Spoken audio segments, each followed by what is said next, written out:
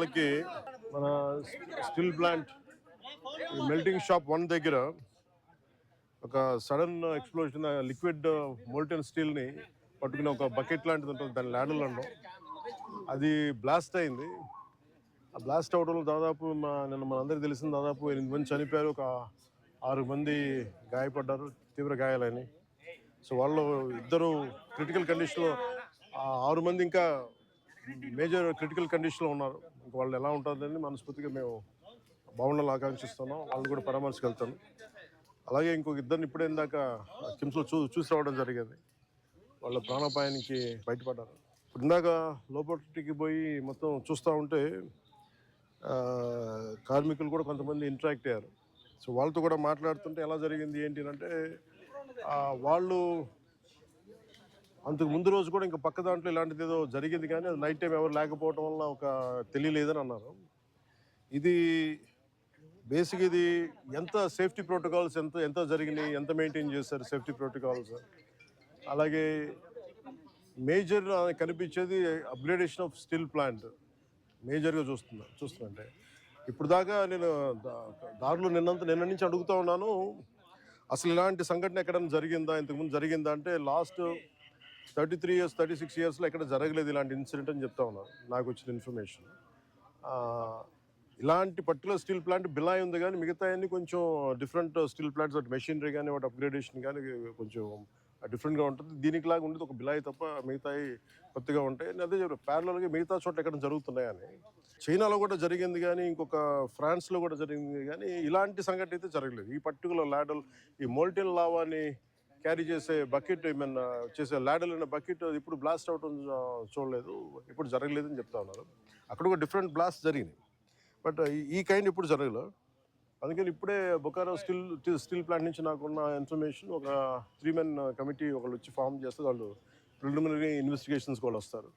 ఏ నేపథ్యంలో జరిగినాయి, safety protocols ఎలా ఉన్నాయి, సేఫ్టీ ఆడిట్ ఎలా జరిగింది, ఇవన్నీ పరిగణలో తీసుకొని వాళ్ళు చేశారంటే ఇవన్నీ సీరియస్ ఇష్యూస్ కాబట్టి కూర్చోబెట్టి ఒక ప్రెస్ మీట్లో ఇది ఒక ఎమోషనల్గానో ఏదైనా కూర్చోబెట్టి సడన్గా ఒక మాట అనేయకూడదు, అది మా అందరి మీద బాధ్యత ఉంది.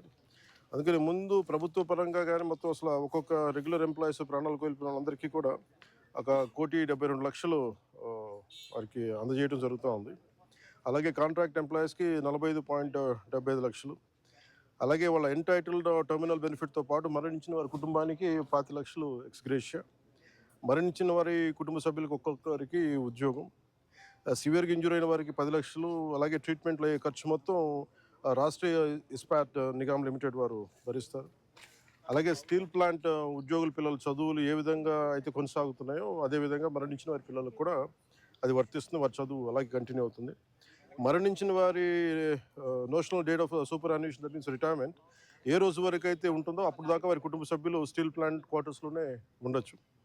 అలాగే ఎవరైతే కుటుంబ సభ్యులు స్టీల్ ప్లాంట్ టౌన్షిప్ బయట ఉన్నారో వారు కూడా ఇఫ్ దే డిజైర్, అంటే వాళ్ళు కోరుకుంటే ఆ స్టీల్ ప్లాంట్ క్వార్టర్స్లో కూడా వాళ్ళు కూడా ఉండొచ్చు. అలాగే ఇందాక నేను చెప్పినట్టుగా బొకారో స్టీల్ ప్లాంట్ నుంచి ఒక 3 men కమిటీని ఎంక్వైరీ జరుగుతూ ఉంది.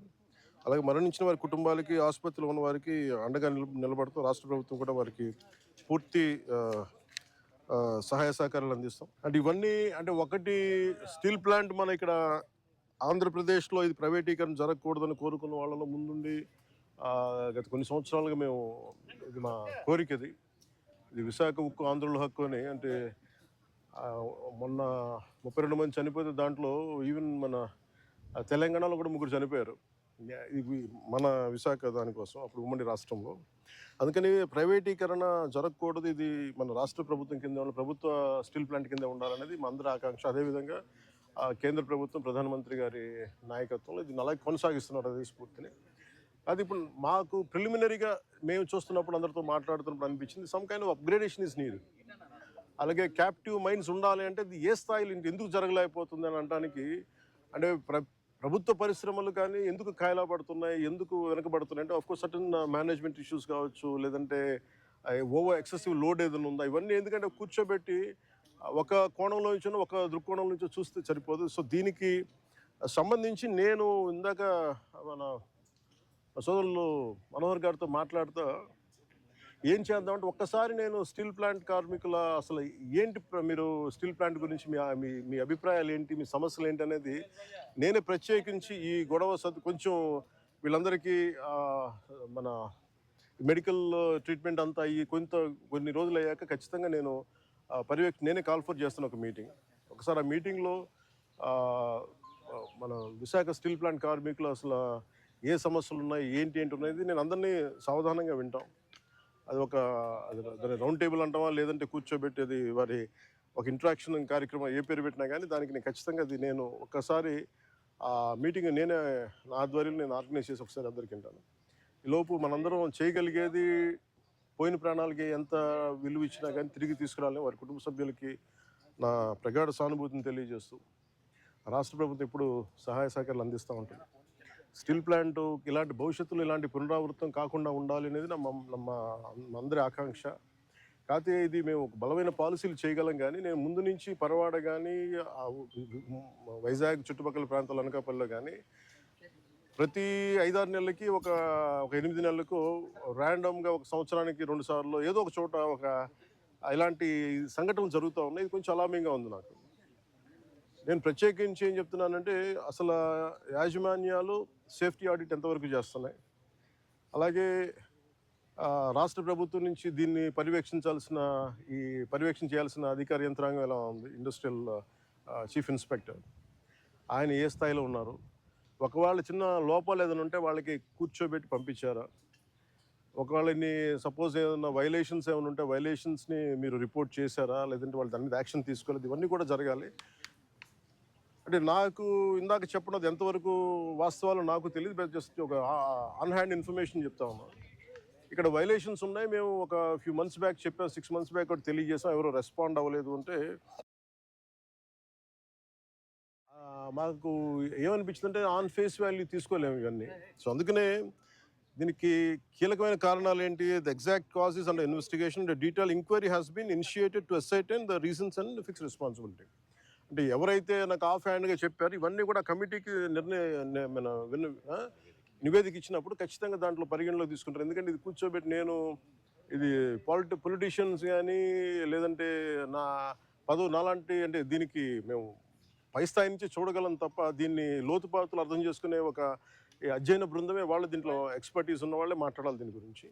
కాకపోతే నా ఇంటెన్షన్ ప్రతిసారి ఏంటంటే ప్రతిసారి ఇలాంటి దుర్ఘటన జరిగినప్పుడల్లా మనం బాధపడుతున్నాం, కానీ పునరావృతం కాకుండా ఏమేం చేయగలగాలి, ఎలాంటి చర్యలు తీసుకోవాలి, ఇది మటుకు ఇది నిరంతర పహారా. ఇది అంటే ఇది ఒకసారి నిర్లక్ష్యం కూడా కాకపోవచ్చు, ఒకసారి మెటల్స్ వాటి తీసుకునే వాటి ప్రభావం ఎలా ఉంటుంది, వాటి యాక్షన్ ఎలా ఉంటుంది, వాటి రియాక్షన్ ఎలా ఉంటుంది, always it is certain accidents జరుగుతూ ఉంటాయి. It always surprises. అంటే ఎంతమంది మేధావులు కూర్చున్నా కానీ శాస్త్రవేత్తలు కూర్చున్నా కానీ వాళ్ళు ఎప్పుడు అర్థం చేసుకోవడానికి ఒక కొత్తది సంఘటన జరుగుతూ ఉంటుంది. ఆ కోణంలో కూడా చూడాలి దీన్ని. ముఖ్యంగా కెమికల్ ఇండస్ట్రీస్ కానీ పరవాడలో కానీ ఇవి ఒకటికి యాజమాన్యాలు 1కి 10 సార్లు చూసుకోవాలి. అందుకని ఇలాంటి పునరావృతం కాకుండా ఉండాలని మనస్ఫూర్తిగా మేము అందరం కోరుకున్నాం. మరోమారు నేను మీకు మాటిస్తున్నాను, స్టీల్ ప్లాంట్ కార్మికులందరితో కూడా నేను ప్రత్యేకించి కూర్చుంటాను. ఒక అవసరమైతే ఒకే రోజు అందరూ తీసుకోలేను కాబట్టి ఒక కనీసం అటెస్ట్ ఒక 4-5 గంటలు కూర్చుంటాను. ఇంకే నీడెడ్ అవసరం అనుకుంటే ఇంకో రోజు కూడా దీన్ని ఎక్స్టెండ్ చేసుకొని నేను దీని మీద నేను మీ సమస్యను సంపూర్ణంగా అర్థం చేసుకోవడానికి దాన్ని ముందుకు తీసుకెళ్తాను. ముందు ఇదంతా అవనివ్వండి. అంటే ఇప్పుడు ఈ కమిటీ అయింది ఏం లేదంటే నాకు రేపేం చెప్పేసి ఎల్లుండి అని చెప్పేసి, కానీ నాకేంటంటే ఇప్పుడు కమిటీ వస్తుంది కదా బుకారం స్టీల్ ప్లాంట్ నుంచి. ఆ కమిటీ అంతా వచ్చిన తర్వాత ముందు దీని మీద ఒక సంపూర్ణమైన ఒక స్పష్టత వచ్చిన తర్వాత దాని తర్వాత తీసుకుంటాం.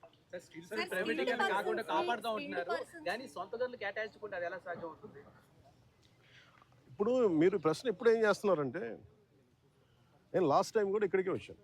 నేను ఎంటైర్ యూనియన్స్తో మాట్లాడాను. నేను ఆ రోజు అందరినీ చేతులు ఎత్తమని అడిగాను. ఒక్కళ్ళు చేతులు ఎత్తాలి. ఆ రోజు ఢిల్లీ తీసుకెళ్తాం రండి క్యాప్టివ్ మైన్స్ గురించి అంటే అందరూ కన్వీనియంట్గా ఆ రోజు ఒక్కళ్ళు చేతులు ఎత్తాలి. అంటే మీరు ఇండివిజువల్ పార్టీ పాలిటిక్స్ మీరు కలెక్టివ్గా స్టీల్ ప్లాంట్ మాది అనుకున్న irrespective party verticals or wing verticals పక్కన పెడితే మీరు స్టీల్ ప్లాంట్ కార్మికులు కోరుకోవాలి, ఇది బాగుండాలి, ఇది విశాఖ ఉక్కు, ఇది ఆంధ్రుల హక్కు అనే మీరు పదాన్ని నిజంగా మీరు ముందుకు తీసుకెళ్ళాలి స్ఫూర్తినంటే నేను ఆ రోజున ఇదే దాంట్లో గత వైసీపీ ప్రభుత్వం ఇది అమ్మేస్తానంటే మేము వచ్చి కూర్చొని కొట్లాడాం దీనికి.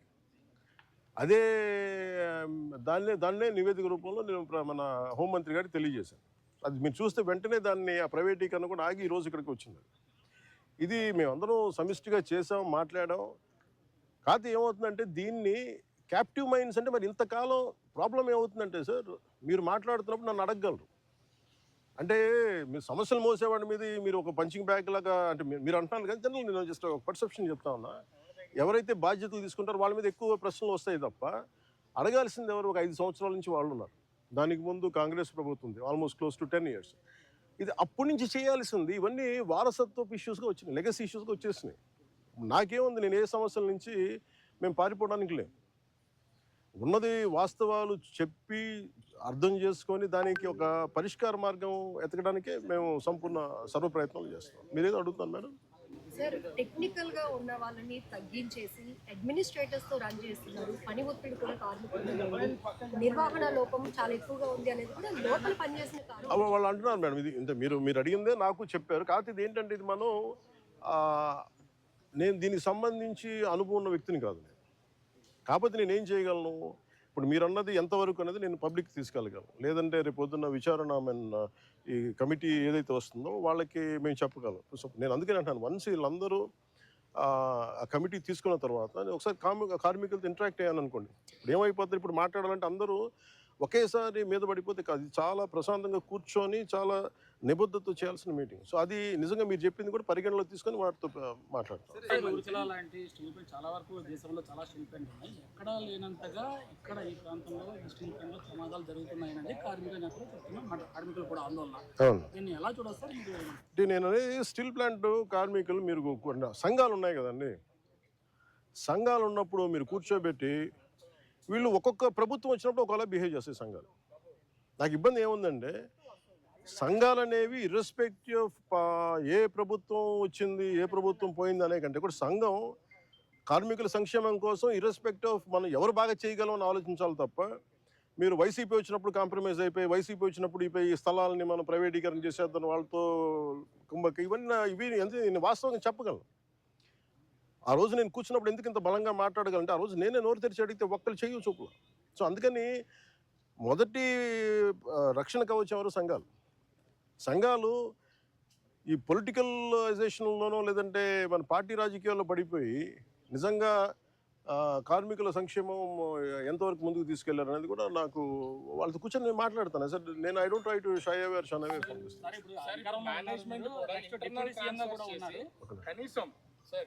మేనేజ్మెంట్ కూడా ఇంటర్నల్ ట్రాన్స్ఫర్ చేస్తుంది. అసలు సంబంధం లేనటువంటి డిపార్ట్మెంట్ని డిప్లాయ్ చేయడం వల్ల ఈ ప్రమాదం జరిగింది అనేది, చనిపోయినటువంటి వాళ్ళు కూడా అట్లాంటి వ్యక్తి ఒకరు ఉన్నారనేది ఇప్పుడు కార్మికులు చెప్తున్నటువంటి మాట. అంటే ఇప్పుడు స్టీల్ ప్లాంట్ యాజమాన్యం కూడా ఈ ఎంప్లాయీస్ విషయంలో కొంత అలసత్వం వహిస్తుంది అనేది ప్రధానమైనటువంటి విమర్శ. దీని మీద అసలు ఏమన్నా మేనేజ్మెంట్తో మాట్లాడడం కానీ అంటే ఇవన్నీ సార్, ఇవన్నీ కూర్చోబెట్టి మనం ఇలాంటి సంఘటన జరిగినప్పుడు మాట్లాడతాం. సంఘటన జరిగినప్పుడు అన్నీ బయటకు. నేను ఏమంటానంటే who is the first line of defence ఇక్కడ మీరు చెప్పండి. ఫస్ట్ లైన్ ఆఫ్ డిఫెన్స్ ఎవరు? కార్మిక సంఘాలు, యూనియన్స్. వాళ్ళ పనులు సరిగ్గా చేస్తున్నాయని అది ఇవన్నీ వాళ్ళు మాట్లాడాల్సింది. వాళ్ళు ఆ రోజు నేను వచ్చి కూర్చున్నప్పుడు ఒక్కళ్ళు నేను ఇదే చెప్పాను, మాకు ఇన్ని సమస్యలు ఉన్నాయి. ఓకే, మన అందరం కింద పెడతాం, మీద పెడతాం, వెళ్తాం, 10 సార్లు ఒక నెగోసియేషన్ జరుగుతాయి.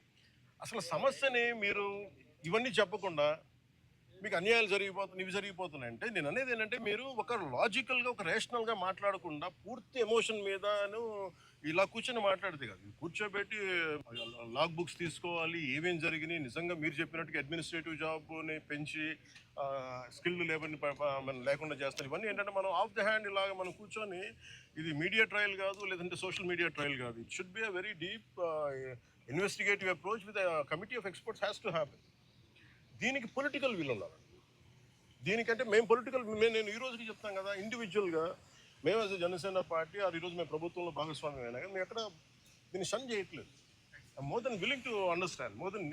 మేము పదే చెప్పాం కేంద్ర ప్రభుత్వానికి, ఏది అధికారంలో లేనప్పుడు చెప్పాం, ఇది మీరు దయచేసి దీన్ని ఇది ఒక హార్డ్ కోర్ మేము త్యాగాలతో వచ్చింది, ఇది మీరు దయచేసి దీన్ని చూడండి అంటే మేము దాన్ని స్ఫూర్తిని వాళ్ళు గౌరవించారు. ఈరోజు ఉంది అంటే ప్రైవేటీకరణ కాకుండా ఉండాలంటే. కాకపోతే దీన్ని కాపాడుకోవాల్సింది కూడా ఒక నిజంగా అన్డ్యూ డిమాండ్స్ ఏమైనా ఉన్నాయా, జెన్యున్ డిమాండ్స్ ఉన్నాయా, ఇవన్నీ కూడా చాలా నిబద్ధతతో కూర్చొని చేయాలి సార్. చాలా కన్సల్టేషన్స్, చాలా డెలిబరేషన్ జరగాల్సిందే.